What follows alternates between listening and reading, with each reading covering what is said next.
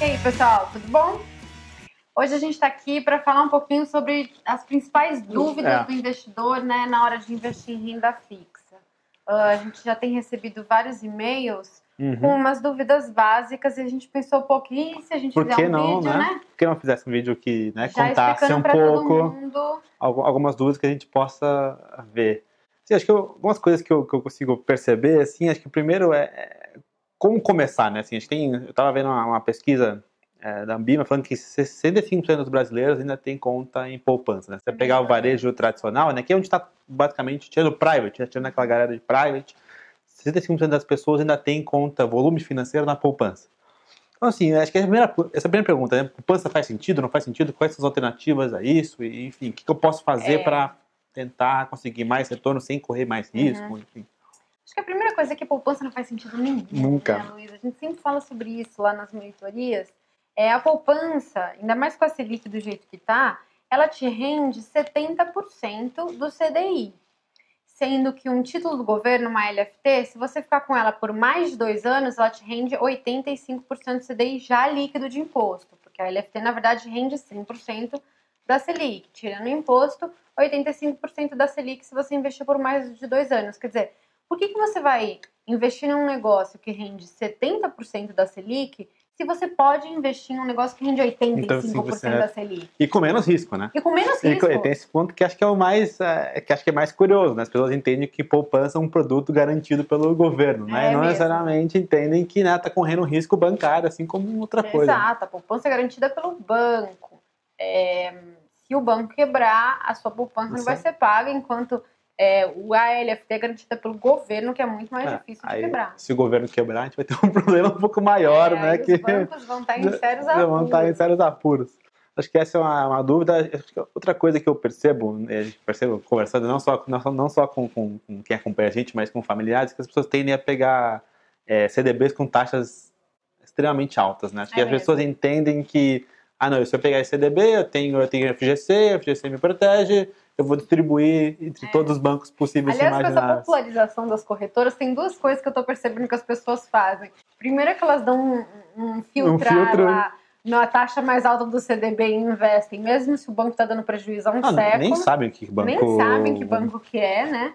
E outra coisa é que eles fazem a mesma coisa com fundos, né? Exatamente. Colocam o fundo que mais está rendendo nos últimos 6 meses e investe naquele fundo. Sempre tem o fundo da moda, né? Aquele fundo que performou extraordinariamente bem por motivos A, B e C, porque comprou um ativo que subiu muito, e aí a cota, né? Às vezes foi sorte mesmo. E aí enxurra, né? Aí depois o fundo pode perfumar mal, esvazia tudo. Enfim, né? Que é o que geralmente acontece, né? O gestor, ele se aproveita muito daquela oportunidade e depois ele tira um pouco o pé, para ver qual que vai ser a próxima, para ver qual o próximo tiro que ele vai dar. E aí as pessoas, e principalmente os distribuidores também, né? Super profissionais, investem exatamente naqueles fundos que recentemente foram bem, sem considerar que o próximo período geralmente pode não ser tão bom assim, né? Mas realmente, os CDBs, como o Luiz falou, assim, cuidado com CDBs que pagam muito.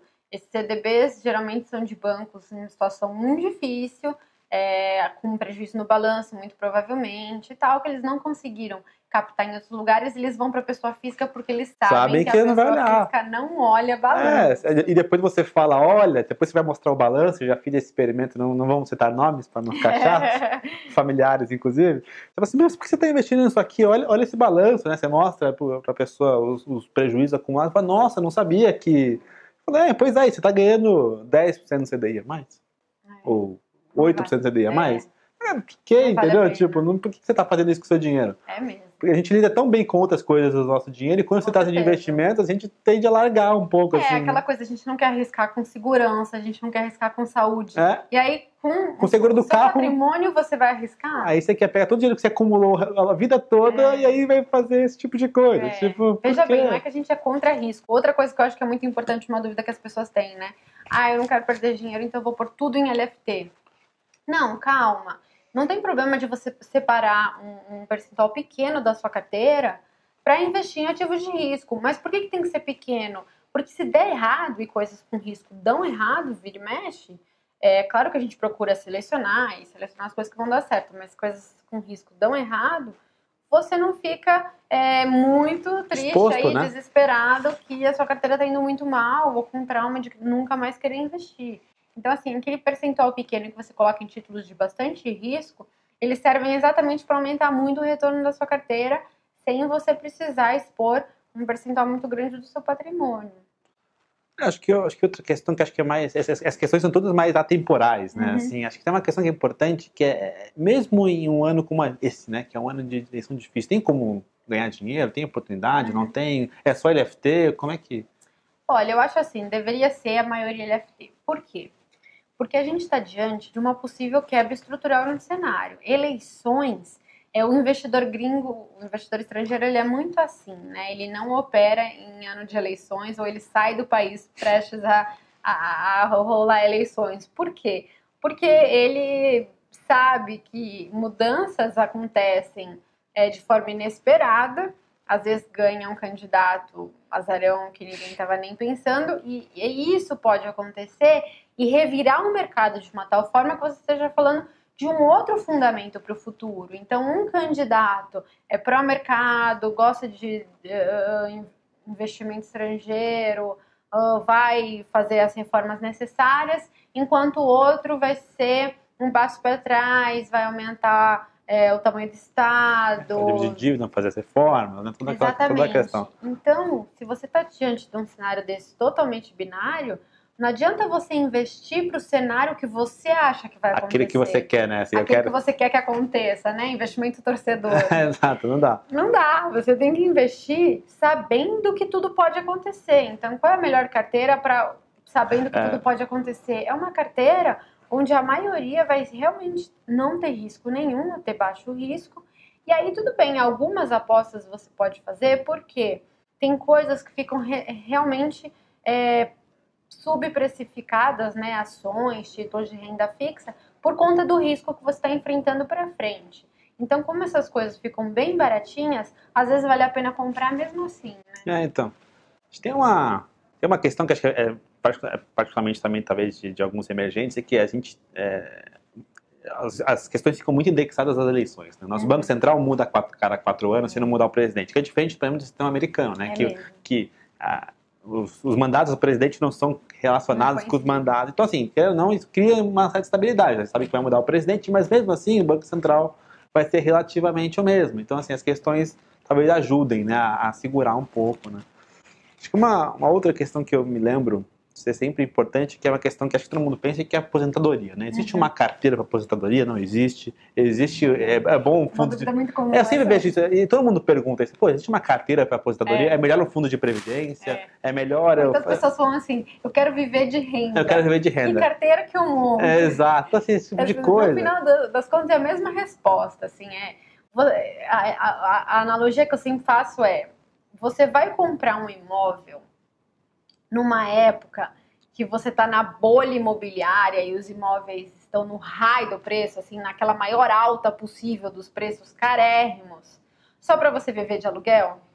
Ou você vai ir para outro investimento que, apesar de não te render um aluguel ou uma renda, você pode vender periodicamente e fazer daquilo uma renda, né? Então, assim, eu não vou investir num título que paga cupom, sendo que ele é ruim e tem baixa probabilidade de se valorizar, só porque ele paga cupom. Ou numa ação que paga dividendo, que é uma ação de uma empresa péssima, mas paga dividendo. Por exemplo, tem muita estatal aí que pagava muito dividendo, porque, na verdade, era uma ingerência política, o governo queria receita e pagava muito dividendo e arrebentava a empresa. Então, assim, eu vou fazer esse tipo de jogo? Não. Eu acho muito melhor você ter uma carteira, uma gestão ativa, que compra títulos bons, que vão performar bem, dado aquele cenário macroeconômico. Na hora que eles vão performar bem, depois vende quando você acha que vai performar mal, e conforme você for precisando das receitas, você vai vendendo alguns títulos. O Tesouro Direto é assim, você vende num dia, o dia seguinte está na sua conta. Tá lá. Né? Então, eu acho muito importante essa dúvida mesmo. Não tem carteira para aposentadoria. A carteira para aposentadoria é você ter a cada mês, é uma a cada composição ano. de carteira, vamos dizer assim. Não é uma carteira, é uma composição de carteiras que vai te levar à frente a ter a maior rentabilidade possível. Porque se a gente tiver à frente de um cenário de 10 anos de desenvolvimento econômico, você está falando de uma carteira. Se você está falando de 10 anos de recessão, é outra carteira. Então não dá para você comprar uma carteira e esquecer. Quer dizer, dá, mas você vai ter uma rentabilidade muito pior do que você poderia ter se você fizesse uma gestão ativa. Que é o que a maioria das pessoas fazem, né? Porque na verdade, assim, quando você ganha na bolsa, na renda fixa, quando você ganha? Quando você tem as valorizações de mercado. Depois das valorizações, não tem por que você continuar com aquela carteira, né? Assim, a Bovespa, por exemplo, ficou 5 anos sem sair do lugar. Meio de lado, né? De lado. Quer dizer, se você investiu em ações, você ganhou 0. Se você investiu em renda fixa, você ganhou, sei lá, 50%. Viu, Bruce? Vamos deixar. Viu, Bruce? Aí, ó. Só queria deixar esse recado. Hashtag vai renda fixa. Hashtag Team Renda Fixa. Team Renda Fixa. Então, assim, isso que eu acho importante. Tem esse mito de carteira para sempre tem. Porque é um negócio fácil de você vender. De falar, tá aqui uma carteira para você se aposentar.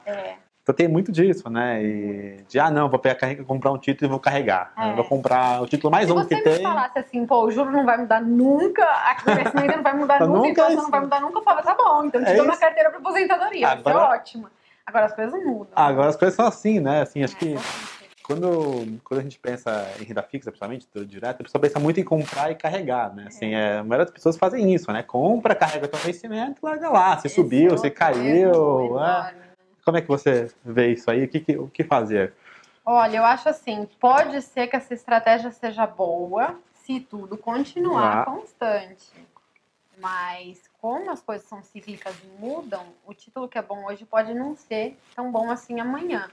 Essa composição de carteiras vai fazer uma diferença para você lá na frente, que vai ser assim extraordinária. Você tem um desejo financeiro de comprar uma casa. O que é mais fácil? Comprar uma casa fazendo gestão ativa ou carregando um investimento? Puta, a ideia que você quer acumular patrimônio o mais rápido possível, fazer o que você quiser, né? Por que você vai demorar mais para acumular patrimônio se você pode acumular mais rápido? Assim, seu objetivo financeiro tem sempre que ser ficar rico. É mesmo. Não faz sentido, assim o objetivo financeiro é comprar uma casa. Se você for rico, você compra uma casa. O objetivo financeiro é viajar o mundo. Se você for rico, você viaja o mundo. Então, assim... Fora que é uma opção de graça, né? Pensa, assim, tesouro direto. Vamos supor que a pessoa não quer fazer gestão ativa. Aí eu monto para ela uma carteira que eu acho que vai bem agora. E ela pensa assim, eu vou comprar, mas eu vou carregar até o vencimento. É uma opção de graça. Depois que a carteira já se valoriza muito, é uma opção de graça ela vender. Porque ela já ia ficar com aquele investimento de qualquer jeito, né? Para sempre. Então, eu tenho muito disso. Assim, acho que um pouco do trabalho é isso também. A gente também tentar trazer um pouco dessa gestão mais profissional, né? Que você, principalmente, fez muito isso em Itaú e outros lugares. Para a pessoa física também, né? Tentar mostrar que ela pode ganhar dinheiro tanto quanto em outros lugares, né? Enfim, como um gestor profissional faz, que tem um fundo que é só pro private, do ultra high lá. Não, porque sinceramente, se eu for entrar no Itaú da vida para investir, é uma tristeza. Porque é só fundo com 85, 2-3% de taxa de administração. Que rende 85% do CDI. Exatamente. Então, assim, não é, assim, a gente precisa, aos poucos, né, entender que a gente vai ter que fazer gestão do nosso dinheiro e que isso vai fazer uma baita diferença se você for olhar ao longo dos anos, né? Que é questão justamente do juro composto, né? Tentar trazer esse negócio, sabe? Enfim, a gente às vezes tem de olhar muito ao curto prazo, mas que se você estender isso para 10 anos, para 20 anos, para 30 anos... Você dobra, você triplica. Triplica, às vezes muito mais do que isso, né? Então, assim, a gente tem esse problema temporal, né? De tentar fazer trocas, assim, que a gente não consegue, né? Então, esse é o tipo de coisa que, aos poucos, acho que o investidor vai começar a entender de que usar o dinheiro, usar o tempo e usar os juros a seu favor pode fazer uma diferença brutal, gigantesca no seu padrão de vida, da sua família, enfim. É mesmo, acho que você tocou num ponto muito importante. Assim, se a gente tivesse acesso a fundos maravilhosos, tudo bem. Mas não é o caso. Assim, se você entra numa plataforma de banco ou até, de repente, num supermercado de fundos, os melhores fundos já estão fechados. Né? E você tem a possibilidade de, com a gestão ativa, você mesmo fazer a gestão do seu dinheiro com renda fixa, de uma forma conservadora, mas não precisando pagar 2,20 para 2,20 para ninguém, você faz, né? E, enfim, né? E consegue gerar retornos, uma diferença. Acho que o principal ponto aí é a questão de poupar, né? Talvez as pessoas não consigam fazer o primeiro passo, que seria poupar dinheiro, né? Que exige um esforço, né? De, né? Puta, eu não vou comprar alguma coisa, não vou viajar, não vou, sei lá. Tem que gastar menos do que recebe. Então assim, eu não tô falando pra ninguém não viajar mais, ninguém não comprar mais nada, mas assim, exige um certo esforço de você fazer isso, né? Então acho que isso faz uma diferença ao longo dos anos, né? Que pode potencializar o patrimônio seu, da família, de todo mundo, né? É mesmo. Bom, se você tem outras perguntas que você gostaria que a gente respondesse, é só você escrever aqui nos comentários. A gente vai estar olhando. No próximo vídeo a gente vai tentar de novo responder. Se vocês gostarem, né, e derem mais perguntas, a gente volta e faz de novo e continua fazendo aqui quando tiver perguntas. Muito obrigada. Tchau, pessoal.